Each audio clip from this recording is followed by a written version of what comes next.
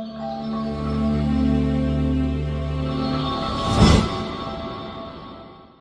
And welcome to exact IAS के prelims specific series में आप सबका स्वागत है। So as you all know कि इस सीरीज में हम अप्रोक्स 20 टू 30 क्वेश्चंस टारगेट कर रहे हैं कि इस सीरीज से 20 टू 30 क्वेश्चंस आपको आपके मेन एग्जाम में देखने को मिल जाए। इसलिए ये सीरीज बहुत इंपॉर्टेंट है। इट्स अ हम्बल रिक्वेस्ट कि रोज इसको रिवाइज करो, इसके क्रक्स नोट रेडी करो एंड मैच भी कर सकते हो आप कि कहीं ना कहीं आपको क्वेश्चन यहाँ से टेस्ट सीरीज में भी मिलते हुए नजर आएंगे। सो पढ़ते रहो, बढ़ते रहो। कहीं भी कोई क्वेरी हो, कोई क्वेश्चन हो, कोई डाउट हो तो you can ask me. Start करते हैं हमारे फर्स्ट टॉपिक से, that is the shark visa exception scheme. देखो, शार्क कंट्रीज ने आपस में एक एग्रीमेंट साइन किया और उसके तहत शार्क कंट्रीज के बीच में वीजा एक्सेप्शन स्कीम चलाई जा रही है। इस स्कीम का मेन सिस्टम क्या है? ये स्कीम लॉन्च की गई थी 1992 में। इस स्कीम के तहत जितनी भी हमारी 8 शार्क कंट्रीज हैं, उन कंट्रीज के कुछ डिग्निटरीज, कुछ स्पेशल कैटेगरी के लोग without the help of visa, मतलब अगर उनके पास वीजा नहीं भी है, still with the help of special travel document they can travel in the country. उस पर्टिकुलर कंट्री में, उस शार की पर्टिकुलर कंट्री में विदाउट वीजा कुछ स्पेशल डिग्निटरीज ट्रैवल कर सकती हैं। ये 1992 में स्कीम लाई गई थी। अब सिमिलरली पाकिस्तान, जैसे कि वी ऑल नो, ये शार्क का मेंबर है और अब पाकिस्तान और इंडिया के रिलेशंस बिगड़ रहे हैं just because of Pahalgam attack. तो इसीलिए पाकिस्तान नेशनल्स के लिए जो ये शार्क की वीजा एक्सेप्शन स्कीम है, इसे बंद कर दिया गया है। इसे टेम्परेरी पीरियड के लिए बैन लगा दिया गया है। ठीक है। इसमें 24 कैटेगरीज की डिग्निटरीज को अपन ने अलाउ कर रखा है, जैसे कि जजेस हो गए, स्पोर्ट्स पर्सन हो गए, जर्नलिस्ट हो गए, सीनियर ऑफिशियल्स हो गए, बिजनेसमैन हो गए, पार्लियामेंटेरियंस हो गए। यूजुअली इस स्कीम में हम ट्रैवल, स्पेशल ट्रैवल डॉक्यूमेंट जो प्रोवाइड करते हैं, that is provided for the 1 year. और एज वेल एज एक चीज और याद रखना, इस स्कीम में कुछ लोकेशन ही अलाउ की जाती हैं। दैट मीन्स एक बार में आप मैक्सिमम 10 टू 15 लोकेशंस विजिट कर सकते हो, नॉट मोर देन दैट। ठीक है। अलग अलग कंट्री के लिए अलग अलग कैटेगरी डिसाइड की गई है। अब शार्क रिवाइज कर लो एक बार, यहाँ तक आई गए हो तो। शार्क का फुल फॉर्म है South Asian Association for Regional Cooperation. इसे एस्टेब्लिश किया गया था 1985 में। ठीक है। ये एक political as well as economical regional organisation है, जिसका हेडक्वार्टर जो है वो सेटअप किया गया था Kathmandu, that is situated in Nepal. 8 member countries हैं, अफगानिस्तान, बांग्लादेश, भूटान, इंडिया, मालदीव्स, नेपाल, पाकिस्तान एंड श्रीलंका। ठीक है।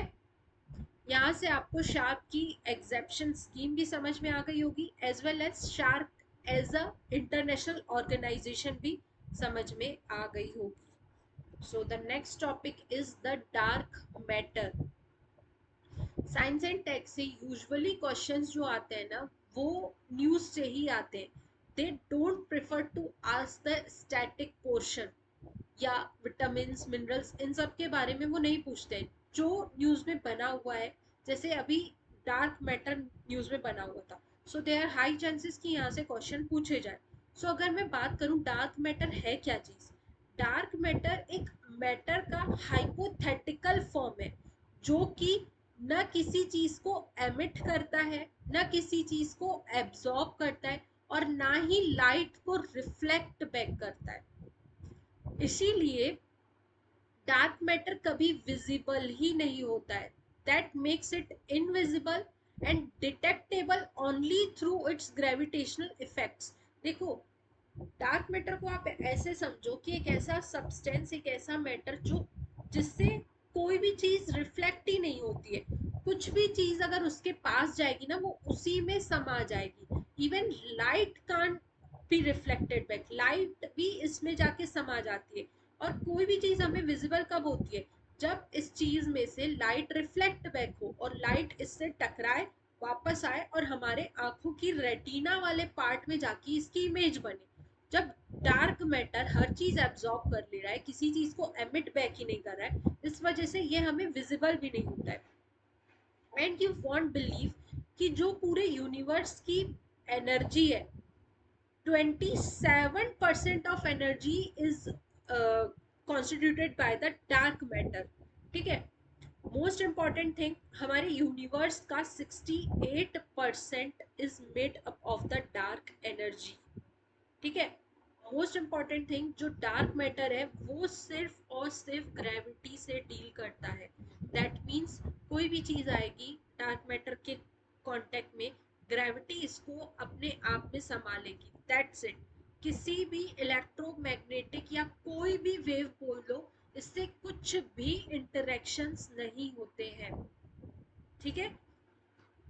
The rate of expansion and its acceleration can be measured by observation based on Hubble law. Hubble law के बेसिस पर हम डिसाइड करते हैं कि क्या डार्क मैटर एक्सपेंड हो रहा है, कितना एक्सेलरेट हो रहा है। बाकी इस तरह की चीज़ें हमें अट्रैक्ट तो बहुत ज़्यादा करती है, but limit up yourself up to this only. अगर प्रीलिम्स में क्वेश्चन बनेगा तो सिर्फ यहाँ से बनेगा, इससे बाहर नहीं बनेगा। मेरे इस वीडियो को देखने के बाद हो सकता है कई लोगों को बहुत ज़्यादा जिज्ञासा जागे कि हम डार्क एनर्जी, डार्क मैटर के बारे में पढ़े समझे, बट कोशिश करना कि यहीं तक खुद को लिमिट रखना। ठीक है। नेक्स्ट न्यूज़ की ओर चलते हैं। National Commission for allied and Health Care professionals. देखो, ये वाला जो कमीशन है, ये अभी अभी 2021 में बना है by the act national Commission for allied and Health Care professionals. Basically जो हेल्थ सर्विसेज है उसमें उसको रेगुलेट करने के लिए, उसमें एक स्टैंडर्ड मेंटेन करने के लिए, हेल्थ केयर प्रोफेशनल्स और उनके द्वारा सर्विसेज को प्रोवाइड करने के लिए, एक क्वालिटी इनहेंस करने के लिए ये कमीशन बनाया गया था। ठीक है। It focuses on both education and practical competencies. National Commission for Allied and Health care profession काफ़ी इम्पोर्टेंट कमीशन है, जो कि क्वालिटी और स्टैंडर्ड को अपग्रेड करेगा। जो भी हेल्थ केयर प्रैक्टिशनर्स हैं उनका रजिस्ट्रेशन, ट्रेनिंग, एक्रेडिशन, सारी चीज़ें जो है वो अब ओवरसी की जाएंगी National Commission for Allied and Health Care Professionals के ही द्वारा, इस कमीशन के द्वारा। ठीक है। It also functions as a central repository for information on professional standards, educational pathways and regulatory requirement for practitioners. समझ में आया? याद रखना, ये एक स्टैट्यूटरी बॉडी है। सबसे इम्पोर्टेंट चीज, स्टैट्यूटरी बॉडी है जिसे 2021 के एक्ट के थ्रू बनाया गया है। Is it clear? Okay. So next one is emission trading scheme. Emission trading scheme जो है ये वर्ल्ड की फर्स्ट मार्केट बेस्ड मैकेनिज्म है जो कि पार्टिकुलेट एयर पॉल्यूशन को कंट्रोल करेगी। पहले एक चीज समझो, एमिशन ट्रेडिंग स्कीम होती क्या है। देखो, ये एक तरह का रेगुलेटरी टूल है। जैसे हमारी एयर है ना, ये अलग अलग चीज़ों से पॉल्यूट होती है। कार्बन डाइऑक्साइड से, मीथेन से, पार्टिकुलेट मैटर्स से, इन सब चीज़ों से। सो जो ये वाली सूरत की एमिशन ट्रेडिंग स्कीम लाई गई है, ये डील करेगी पार्टिकुलेट मैटर्स पर। याद रखना, यहाँ पर आप कार्बन की ट्रेडिंग नहीं कर रहे हो, you are trading for the particulate matters. Companies को, इंडस्ट्रीज को एक लिमिट दी गई है कि आप इस लिमिट तक एमिशंस कर सकते हो, और कुछ कंपनियां एमिट ज़्यादा करेंगी, कुछ कंपनियां एमिट कम करेंगी।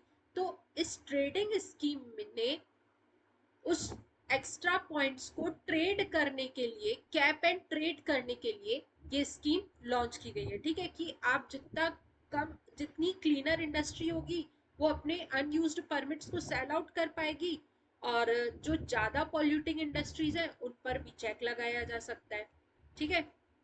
2019 में इसे लॉन्च किया गया था। याद रखना, यहाँ से अगर कोई चीज़ कहीं पे यूपीएससी आपको फंसा सकता है तो that is this point only, कि यहाँ पे पार्टिकुलेट पॉल्यूशन को कंट्रोल किया जाना है। यहाँ पर हम कार्बन डाइऑक्साइड को कंट्रोल नहीं कर रहे हैं। ठीक है। This was all about today. Thank you so much. Hope कि आपको ये सेशन पसंद आया हो। इस तरह के और इंटरेस्टिंग सेशन देखने के लिए ज्वाइन करिए एग्जैक्ट आईएएस। इस लेक्चर की पीडीएफ आप फ्रीली डाउनलोड कर सकते हो